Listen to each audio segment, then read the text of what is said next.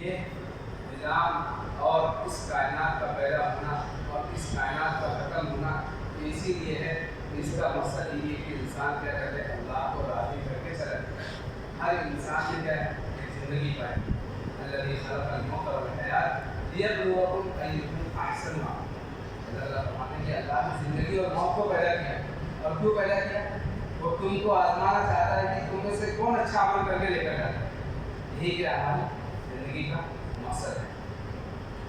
ہم نے ان دونوں کو برحق مقصد ہی کے لیے پیدا کیا ہے، لیکن ان میں سے اکثر لوگ نہیں سمجھتے اور دنیا کی زندگی کو کیا کھیل کود کے لیے انہیں سمجھ رکھا ہے۔ ان یوم الفصل میقات المعین، بے شک فیصلے کا دن ان سب کا وقت ہے مقرر ہے۔ یوم لا یغنی مولا عن شیء ولا هم ينصرون، یعنی آج تو دنیا میں بیٹھ کر دنیا میں اللہ کو نہیں مانتے، اللہ کے رسول کو نہیں مانتے اور سرکشی اختیار کی اللہ تعالیٰ فرماتے ہیں کہ ایک دن آنے والا ہے قیامت کا دن جو فیصلے کا دن ہوگا اور وہی سب کا ہے وقت ہے، اس کے آگے کسی کو مدد ملنے والی نہیں۔ جس دن کوئی دوست کسی دوست کے کچھ بھی کام نہ آئے گا اور نہ اپنی سب کی مدد کی جائے گی۔ کوئی جو دنیا میں ہم دیکھتے ہیں کیا چل رہی ہے، دنیا چل رہی ہے اور لوگ کیا ہے، کوئی کسی کا سپورٹر ہے، کوئی کسی کا سپورٹر، کوئی کسی کا حمایتی ہے، کوئی کسی کا حمایتی۔ خاندان اور قبیلے جو ہے ہماری حفاظت کرتے ہیں، علاقے والے ہماری حفاظت کرتے ہیں، ہمارے قوم کے لوگ، ہمارے مذہب کے لوگ ہماری حفاظت کرتے ہیں۔ لیکن قیامت کا معاملہ جو ہے بڑا الگ ہوگا کہ وہاں پر کوئی مذہب والا کسی مذہب والے کے کام نہیں ہے، کوئی قوم کسی قوم کے کام نہیں آئے گا، کوئی قبیلہ کسی قبیلے کے کام نہیں آئے گا، کوئی خاندان کسی فرد خاندان کے کام آنے والا نہیں، بلکہ وہاں پر تو ایسا ہوگا کہ لا یسأل حمیم حمیما، قرآن کہتا ہے کہ وہاں جگری دوست کو نہیں پوچھے گا۔ یہ حال تھا کہ دنیا کی زندگی میں تو کیا تھا، بڑی دوستی تھی اور اپنے دوست کے لیے جان قربان کرنے کے لیے تیار تھا، لیکن وہاں پر وہی جگری دوست ہوگا، اس کو پوچھے گا نہیں اور وہ ایک دوسرے کو دیکھیں گے بھی۔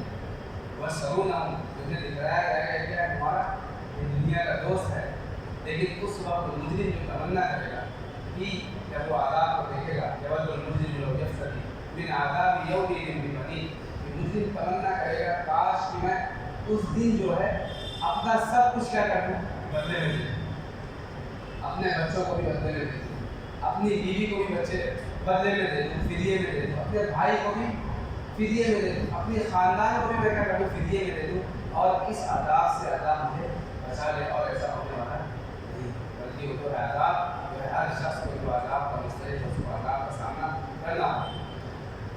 جس دن کوئی دوست کسی دوست کے کچھ بھی کام نہ آئے گا اور نہ اس کی مدد کی جائے گی، الا من رحم اللہ انہ هو العزیز الحکیم، مگر اس پر اللہ رحم فرمائے، بے شک وہ غالب رحم کرنے والا ہے۔ بعض لوگ ہوں گے جن پر اللہ تبارک و تعالیٰ کی رحمت ہوگی، اور ظاہر سی بات وہ کون ہے جنہوں نے کلمہ توحید پڑھا، اللہ کو مانا ہے، وہ اللہ ہے، وہ بندے جن پر اللہ رحم کرے، اور اللہ تبارک و تعالیٰ غالب بھی ہے، رحم کرنے والا ہے۔ غالب ہے وہ دنیا کے بادشاہوں پر، دنیا کے مالداروں پر، دنیا کے متکبروں پر اللہ جو ہے غلبہ رکھنے والا ہے، اللہ ان پر تسلط رکھنے والا ہے، اور مہربان کس کے ساتھ؟ اللہ تبارک و تعالیٰ مومنین کے ساتھ مہربان ہے، جو اللہ کو ماننے والے مسلمان اللہ ان کے ساتھ مہربان ہے۔ ان شجرۃ الزقوم طعام اثیم کالمہل یغلی فی البطون کغلی الحمیم خذوہ فاعتلوہ الی سواء الجحیم ثم صبوا فوق رأسہ من عذاب الحمیم۔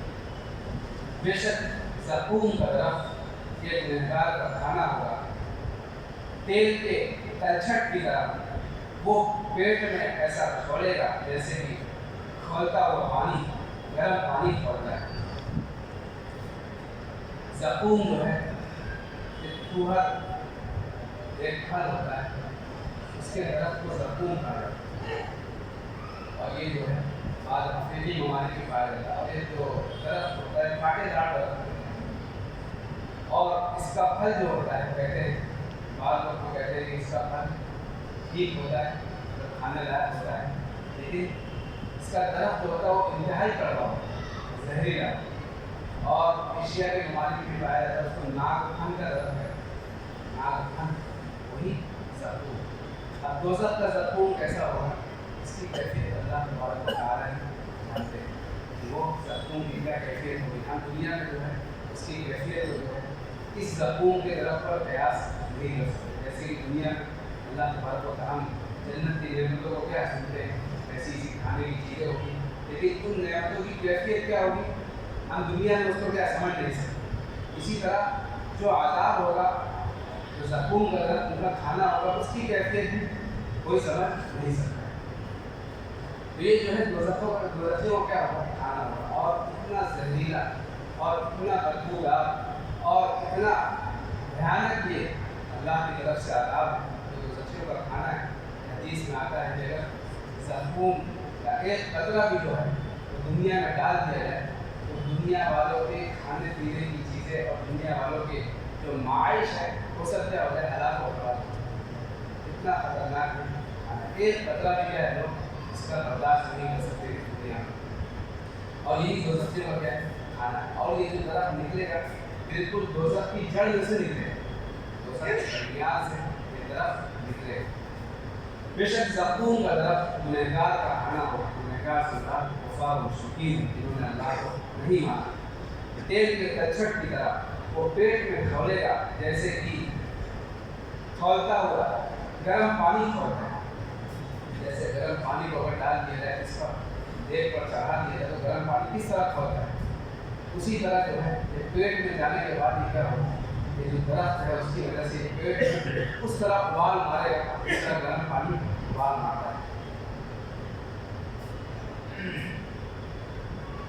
اور یہاں پر بعض مفسرین فرماتے ہیں کہ یہاں پر کام حکیم کرا گیا. حکیم سے مراد ہے ابو جہل.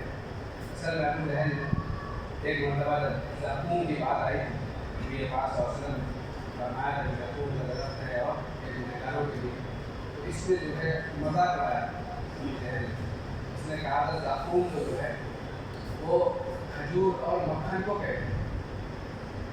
اصل میں بربری زبان میں زقوم کھجور اور مکھن کو کہا جاتا ہے. اس نے کہا زقوم کا بڑی عمدہ چیز ہے.